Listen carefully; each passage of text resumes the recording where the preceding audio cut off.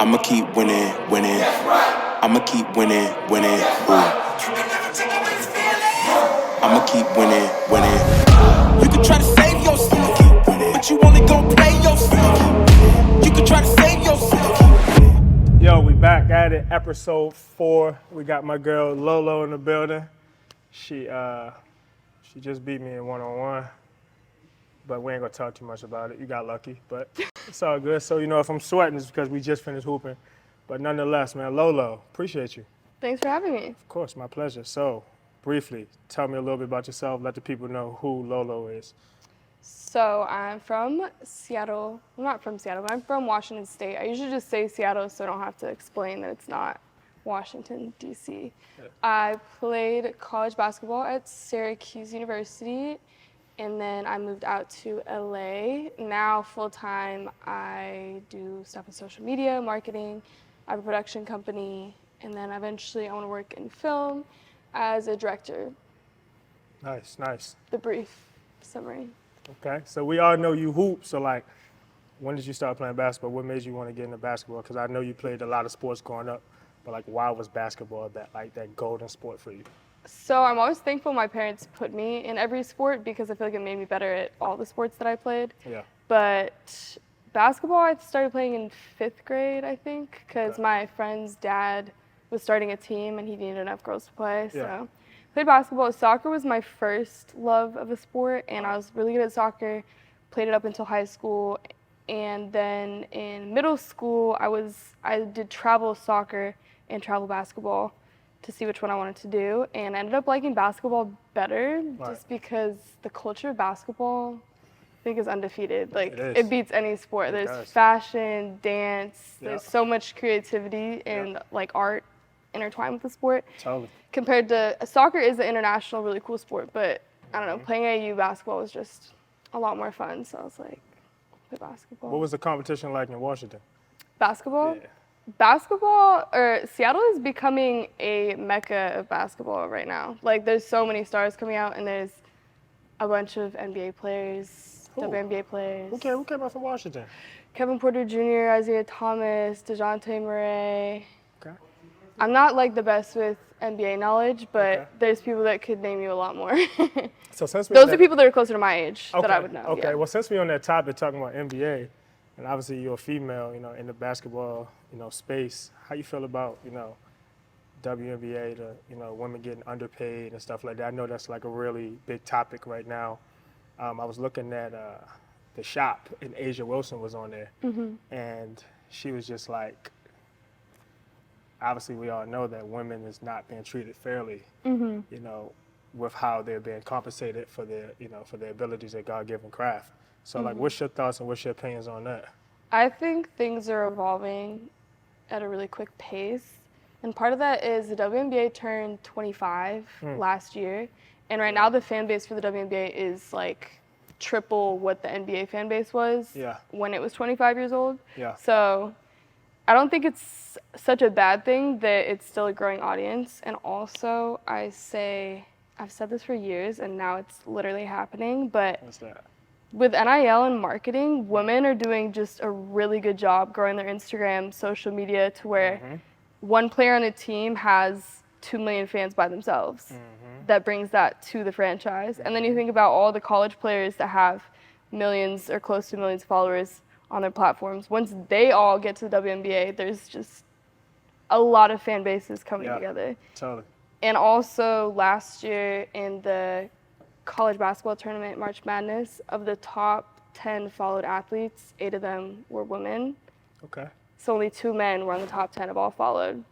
So I just think Some stats for your ass right there. women are really marketable because we're so multifaceted and it's come a long ways and it's really going right now, and in no time it'll be a little more even, I think. Hey, pay those women. There's people that care now. There's fans that care, so Yeah. they sold out a game in Canada, a WNBA game, Really? in the full Raptors stadium Yeah. because they want to make a team up there. So Wow, that's awesome. So Lolo, obviously we know you're a content creator and you're doing it at the highest level possible. A lot of people, obviously aspire, to be doing what you're doing in that space.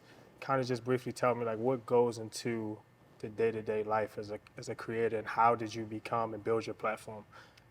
It's actually today? interesting how I got into it. I feel like most things you probably relate to just manifested it Yeah. out of nowhere, because I was in college and then you couldn't get paid for anything. You could lose your scholarship because you accepted a free t-shirt. So Yeah. very different from now. But at the time, me and one of my teammates would always joke about getting TikTok famous or becoming influencers and just making money off of that. And it was always a joke, but then when COVID happened, we were just making TikToks all the time. Yeah. And then I got a couple to blow up. And then my brand on my social media got better. My Instagram just looked more professional. So then a day after I graduated, this YouTube group asked me to be in a YouTube video, which ended up being A&P Love and Basketball. Wow. And I think I just represented my brand well on my Instagram for something like this to happen, because then once that blew up, it went trending on YouTube, #4 trending. A couple months later, after I'd already moved to LA and was already doing my own content, and then I made a couple TikToks referring to the video, and I went up to like 200K on TikTok in 2 weeks. Damn. Yeah. Yo, I try to grow my page every single day, and I can't do that. Like, you got some tips for me? I just feel like when you have momentum, when Yeah. it's going, or there's an opportunity, you're seen in something big, you have to like, and I've seen a couple of my friends miss opportunities that they've had where I'm like, that was my opportunity. Like, that's a representation of where I was at and they didn't take it. So you see how these like might pass some people by, but I made 2 or 3 TikToks referring to the video right when it was hot. Yeah. And then I just kept it rolling after that. I was like, I can't stop doing what I'm doing because I have momentum. So for like a month straight, I was like all-nighters, tons of content every day, YouTube, got my YouTube monetized. So it was like all at the same time. I want to piggyback off of that when you say that when an opportunity presents itself, you have to be prepared to take advantage of the opportunity. Yes. Because I know a lot of times we ask for things, but we're not prepared to receive those things.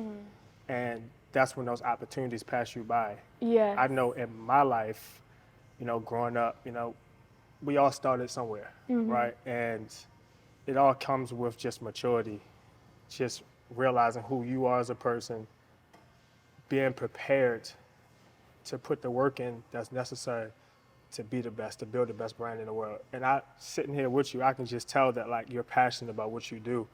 So like, how did you, like, what made you want to get into content creation? So obviously I know you played basketball, you went to Syracuse, right? Yes. So you went to Syracuse, and obviously I know you had WNBA dreams. Not necessarily. Yeah, and that's an interesting question too, that Different. I've met other female basketball players that have the same experience, and it's not the same for everyone, but personally, growing up, I just always had a mindset of like, I wanted to be successful, I wanted to do something different with my life. And to me, if I wanted to be as rich as I possibly could be, it wasn't going to the WNBA. I wanted to play college basketball, but if you're a young boy, you see the NFL and you're like, I can make millions doing that, and I'm gonna work every day of my life to do that. I was like, that's not how I'll be the most successful. So realistically, like, that was never my goal. Maybe if it was more my goal, I probably would have had more of a chance to, and that might have been my path. But they say like to make your goals extremely high so that you get up that high. Because if you say, I just want to play college basketball, that's all you're gonna do, and that is all I did. So. Exactly. But so like, what's your motivation? So like, where does this stem from? Like, why do you want to be the best? Why do you want to make the most money in the world? Like, what do you do it for? Because obviously, I'm sure it's not just for the money. Like, what is your purpose for doing what you're doing and inspiring women every single day? Because that's what you're doing. Like, you inspire me. Thank you. You know what I mean? Like, that's why we're sitting here right now. 2 like-minded individuals that come from humble beginnings, that built something from the ground up and got it out the mud. No handouts was given. So like, what is your motivation? What drives you every single day to wake up, film content, connect, network with people, maybe stay up all night, lose sleep? Like what does that motivate and drive for you? I feel like 2 things. One, just the first one is just I feel like a mindset that I've had for most of my life. And at a young age, playing all the sports that I played, which goes to show how valuable what you learn in sports is, but it should be logical, but I realized the more I was just putting everything into whatever sport it was, the more I was getting out of it. It was like this logic click of like a little kid where I was like, why don't I just put literally everything into everything that I want to do, and I'll get the most out of it. So since I was in like middle school, I'd be the hardest working person at practice on every team that I played on.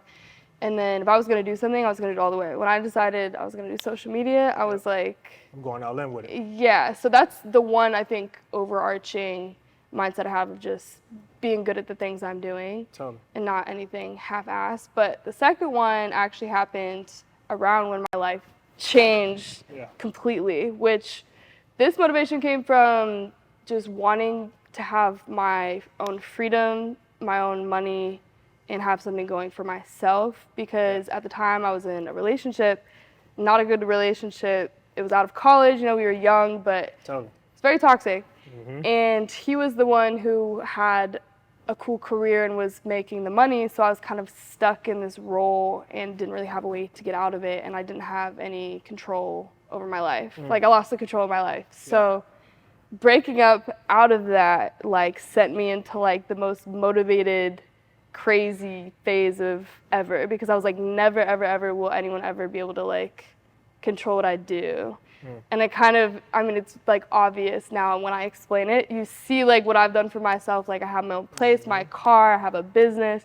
Like, I don't want anyone to have control over what I do and say. But it's not to say someday I can't like combine my income with someone else, but I thank God for the experiences, like the bad ones that brought me here. So For sure. Fellas out there, listen, Lolo, look, this is, listen, if you come, make sure you come correct, all right? You got to get through me first. hey, there you go.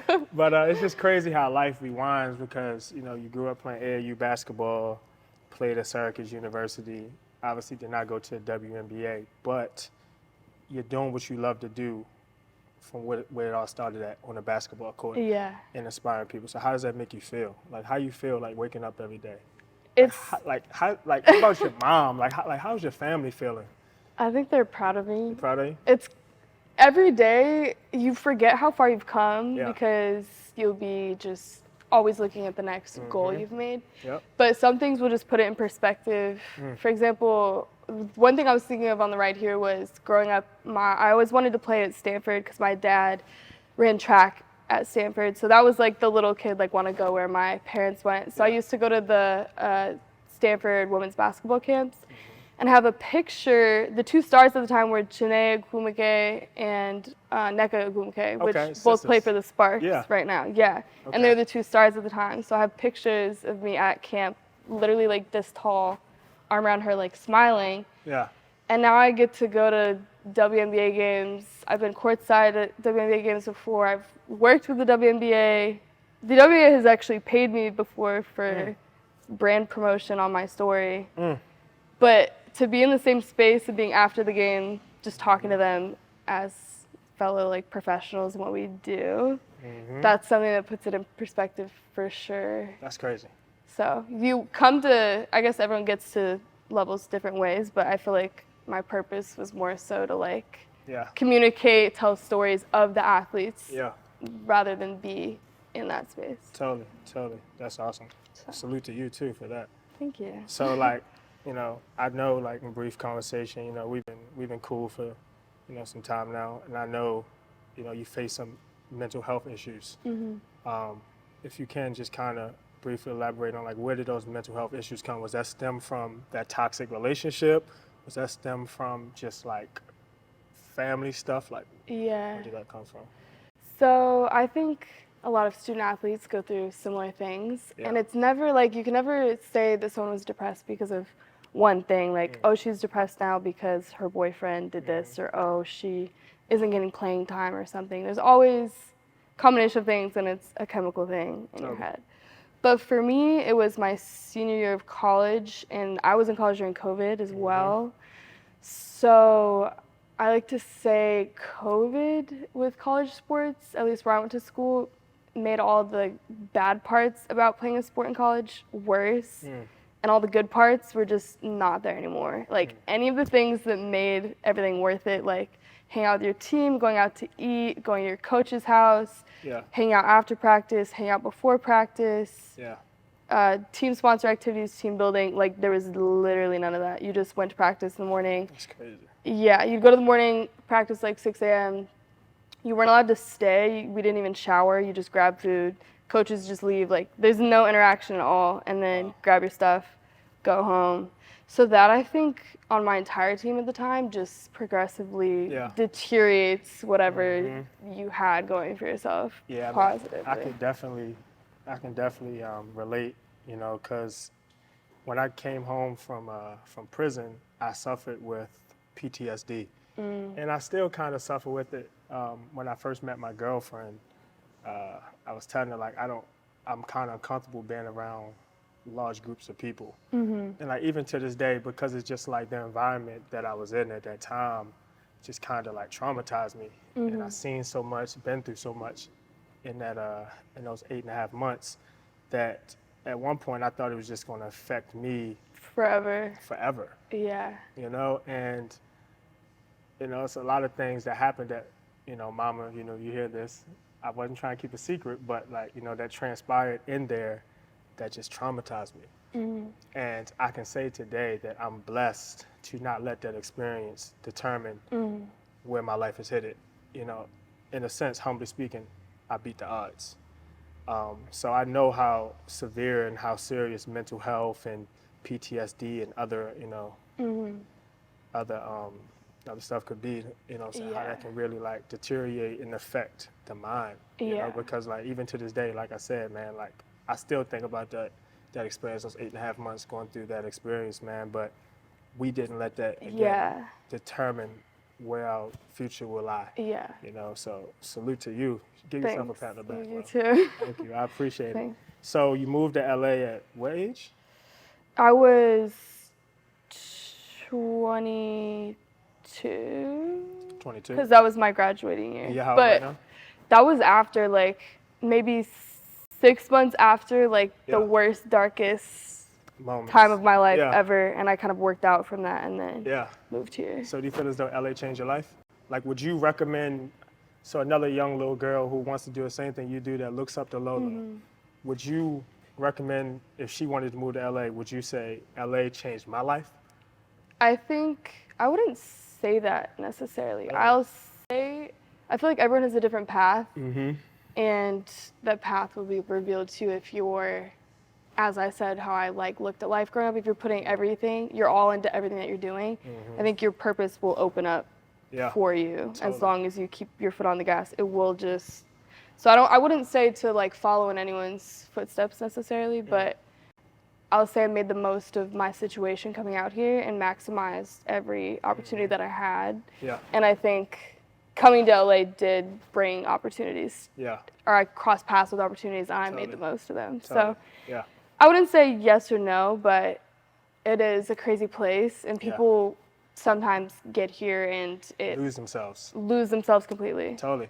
And something that I notice like every single day that I don't think people realize is like, you know, when people are pressed to go out because they say that like 3 famous people are at the club, and they'll do that like every day in a row for weeks, and they'll get in this LA cycle of going out just to look at famous people. Yeah. And they all literally moved here to be successful. So instead of working and spending all their time trying to become famous people, they're like going out of their way to look at them and catch a glimpse.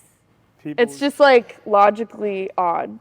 Their priorities is not intact. Like myself, so I'm from Baltimore, so I can say honestly that when I moved to LA 3.5 years ago, I can humbly say it changed my life, 1,000%. So, you know, where I'm from, it's either you play basketball or football. Ain't no hockey, ain't no lacrosse, maybe some baseball, but for the most part, Baltimore City, like growing up, my parents was pushing me to be an NBA or an NFL player. Obviously, they always preach student athlete first. Yeah. But it didn't work out for me like that. I had NFL dreams, got a work out with the Ravens. That didn't work out, so I'm just like, fuck, what do I do? Yeah. You know, what do I do now? So from there, I transitioned to the IT field. So I was a IT consultant for this company called Oracle. Loved it. You know, met a lot of great colleagues. Still talk to them to this day. But goes back to what you were saying, like that wasn't my passion. Yeah. That wasn't my calling. Yeah. And I was like, yo, like, what can I do that I can still wear workout clothes and just like be in my element and not sit at Right. a desk? And I was like, you know what? I'm gonna train. So while I was working at Oracle, I started my personal training business. So I was hustling. Like I was literally going to my 9 to 5, driving from all the way from Virginia all the way back to Maryland after trying to train clients. Like literally going to bed at 12, waking up the next morning at 6 a.m., doing it all over and over and over again. And I got an opportunity. Well, my brother CJ, shout out to you, CJ, man. I thank you. Me and my mom, like, we're so grateful for you because he gave me an opportunity to come out here to train. He reached out to me on Instagram, seen a few of my workout videos that I was posting, and came out here, man. So it's just like when I touched LA, it just opened my eyes to so many different things. Obviously, like the network, the celebrities, just the opportunities that come with being in LA. I could relate to that, I guess. You Or know? your story, when you're finished with this point, Yeah. I have like something. Yeah, all good. But yeah, LA changed my life, and people always ask me like, "Yo, would you ever move back to Baltimore?" And humbly speaking, I won't. Yeah. But what I will do is, and what I plan to do, and I'm manifesting, speaking into existence, and you hear it first, that I'm going to change other young men, young women lives From where you that come had from. NFL, NBA dreams, you know, that didn't have another backup plan, a B, C, or D plan. I'm gonna change their lives because what's the point of us being successful if we're not bringing others with us? Yeah. You know what I'm saying? Because at the end of the day, we're to the point, and mind you, like we're nowhere near where we're headed. Where we want to be. But we're to the point where it's bigger than us. You know Yeah. what I'm saying? And just like I said, you got little girls that want to be like you. I seen on your IG the other day, like these 2 little girls that At a want to take a WNBA picture. game. Yes, you're not even on the court playing, Yeah. but they know who you are. Yeah. And that's special, Lo. Crazy, yeah. You know, and like sometimes I feel as though that like myself, that I don't sit back and really realize Look how back blessed we really at are. where we've come And from. where we come from, you know, because it's just like we want to be the best so bad, but sometimes, you know, it's good to just sit down and reflect like, wow, like look where I Yeah. am right now. But that brings up a good point too, in what you said about helping people. That's what it's Yeah. about. Yeah. I had a good conversation with someone about this the other day, and I really believe in the abundance mindset and that like love is wealth. And if you always are moving in a way that helps other people, Yep. the success and the cycle of money and whatever you're doing will continue. It's when you get stingy and aren't keeping things for yourself. If what you're doing has a purpose that helps the world as well, it'll always keep going because we're still in like an ecosystem. So the more you love other people, be grateful for where you are, present, all of that, Yep. the more successful you'll be. Totally. And the more you realize that, it just keeps going higher and higher and higher because then you're not just in this whirlwind of not even knowing what you're doing with your success. Yeah. So So like, where did you get this mindset, like perspective from? Because I know when you chopped it up with my dad 2 weeks ago, you I've been told reading me. books. So look, so my dad always tells me to read these books, get into the manifestation thing, which I do. I'm a firm believer in manifestation. But you came to me and you was like, Listen to what your dad is your saying. dad is saying some real shit here. So like, is that where it kind of all stemmed from? Like, because I remember you said, and I won't forget, you said when you read that book, it changed your perspective on a lot of things. So what I'll say is reading those books makes you realize all the times in your life you accidentally brought something into reality by using certain parts of your mind and different like tactics. So reading it, you realize like, oh, during that phase of my life, I was doing this and I didn't even realize. And then it stopped because all of a sudden I had like a scarcity mindset. I started getting scared I was gonna lose my money, or I was started, you know, like there's different things like that where like a lot of people find success by getting in the right mindset on accident, and then it kind of comes and goes. But reading those books is just about like the ins and outs of real, I don't know, just what brings success, how to be successful with your spirit, and in turn like bring your dreams into reality. Preach. It's hard to explain, That's a but whole different wavelength right there. That's a whole different level of thinking. no, I literally have read 6 books and listened to some of them since January, and it's completely changed like a lot. And I already had good mindsets about being successful, but it just explained why things worked and how. So instead of just guessworking and being like, oh, I wish I was in the mindset I was in last year. Oh, like I was really successful at this time. It breaks it down. You realize why and how to do it all the time. So Gotcha. Well, I'm trying to tap in. You know, I've never really been good with reading books. Obviously, I know it's an audio book, but like I have ADHD. Same. So like it's hard for me to kind of like focus in on that because I do it while I work out or drive because I need to listen to it while I'm doing something else for it to like yeah, actually go into my brain. yeah, Especially working out, because if you're like pushing weights and your whole body is engaged while you're listening to basically affirmations about being successful, it's Yeah. kind of, I feel like.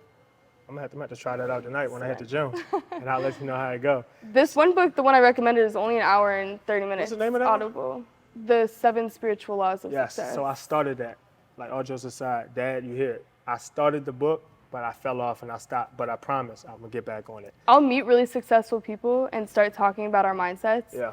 And they'll say something that like is on the same wavelength of things I know, like your dad. And Yeah. I asked your dad, I was like, have you read the 7 Spiritual Laws of Success? And he's like, that's my favorite book. And I was like, Bro, I he- knew He it. be on all that stuff. I know. He be on it heavy. We were like, Like he got I like he see. got his crystals. Like he sent me crystals that like one crystal is like I leave in my wallet, and he said that's for abundance. Another one is like protecting the house, and like I'm a believer of that stuff. And I mean, life's been great, you know. And you know, my father and my mom, like they're a praying family. You know what I mean? So shout out to you, Dad. Shout out to you, Lolo, for sure. Trying to So put you I'm on. my biggest critic, right? And I'm sure you are too, because we both have our own brands and we want to be the best. I had a really hard time with that last year for like a That you whole hard on year. yourself?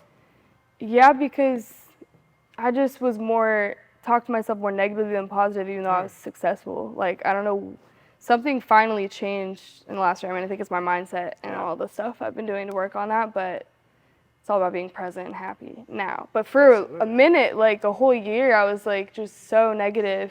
Whereas on the outside, like I'm thriving, but I just never felt like I was doing enough. So it's not a good way to live. I feel It's like not. it wasn't helping me at all. It's not. I mean, I'm sure my girlfriend can attest to this. Like, I be stressing. Like, I feel as though I'm doing pretty good, you know, at the age of 29, and I'm super grateful for everything. Definitely. But sometimes, like, I feel as though that I am a little too hard on myself. And again, like I said earlier, I don't take the time to really sit back and really think, like, damn, look how many people you impacted. And you give love and everything else to everyone else, but on the inside, it's like, Exactly. it's holding yourself back though. Exactly. And I still am guilty of it too, but Yeah, I think that's a really good hurdle to overcome. to overcome, absolutely. Yeah. So, like, what is one thing that you feel as though that you can do better and that you need to improve to take your brand, Lolo, to the next level? I would say one thing that I'm really good at is coming up with ideas that are genius and getting them started, but I could be a lot better at executing, finishing them faster. But a lot of people do say it's good to know your weaknesses because if you're smart, you can hire a team that can do the things that you can't. So I read in a book, he was saying, he's like, if you're really good at starting stuff, hire people that are really good at finishing things. I was like, I need to do that. Damn, that's real shit. Yeah, like build a team of your weaknesses and Yeah. you'll be unstoppable. That's true. That's what I need to do. That's true. So, Lolo, you know, I ain't gonna take too much of your time, but I gotta ask you one last question. What is your definition of winning, and what does winning mean to you? So I'm gonna tell you my definition first, right? Okay. So winning to me is overcoming those obstacles of life. Winning to me is beating the odds and having other young men that look at me as their hero, humbly. You know, because again, like I said, like growing up, everybody wanted to be an NBA or NBA player. And it's just like people ask me all the time, like, yo, you play football? Like, you do this? I'm like, bro, I'm just a trainer. I just started my clothing brand humbly because it's just like, I'm nowhere near where I'm headed. Yeah. And winning to me is making my mom, making my dad, making my family proud because I'm the only child. Yeah. And I'm all they have. I'm a mama's boy to the heart, you know, and I was blessed enough to grow up with both parents, man, and they instilled and taught me valuable lessons that I still take to this day and apply. And shout out to you, mom and dad. Like, I appreciate that. And I'm definitely, like I said, super grateful and super blessed to have that. But the fact that I can bring my mom, bring my dad out here to celebrate winning, celebrate success, to be able to make my mom my partner in my business so that when she retires next year, she has a steady income coming in. Because again, like I said, it's bigger than me. So with that being said, Lolo, what is your definition of winning? I feel like of a similar kind of subjective definition because everyone has their own. And I remember someone asking me how much money I considered being successful. And I just feel like there isn't a number because at one time, my mindset at the time, making 6 figures would have been the biggest, greatest thing that I never could have imagined doing. And then you make it to that level and then you're like, it doesn't feel that big because you're looking at people above you. So it's never about that because then if you only have tangible things to base your success off of, when those things aren't there, you're just not gonna feel, I don't know, you have to be happy with who you are. And to me, I always wanted to be able to grow up and provide my parents with some things and like pay them back for driving me to AAU tournaments, paying for AAU teams. Like I look back and I'm like, I would have hated to do that. Like in the life I have right now, I'm like, I'm selfish. Like if I had kids that I was taking to practice like twice a day right now, driving across the state, that shit ain't easy. Driving multiple states, flying us to another state. So I just like to be able to help them. Or I got to take my dad to, I took my dad to an NBA game. I took my mom to an NBA game. Okay. Got them to like come down here visit me. So things like that, I just want to be able to keep doing. Yeah. And being able to not have them worry about me or have to pay for me for things. Sure. That feels successful enough to me. Yeah. And then if I can keep helping people and use my gifts, talents to help the world be a better place. Well, that's what you're doing right now. And Lolo, I'm proud of you. Thank you. Like, I love you. Like, thank you, you know, for taking your time out, you know what I'm saying, to tap in and join with me today. And again, like I always say, man, winning is a standard. And people out there, they need this. They need other, you know what I'm saying, individuals that's doing big things and succeeding and achieving in life to kind of give free game, to give gems as to like how we got to where we are right now. And thank you. Thanks. I appreciate it. Thanks So with that being said, episode 4 of the Winner's Circle, we here. Winning is the standard. I'm about to play her one more time in one-on-one. Stay tuned for the footage. She won't beat me again. Put that money up. What's up? We out.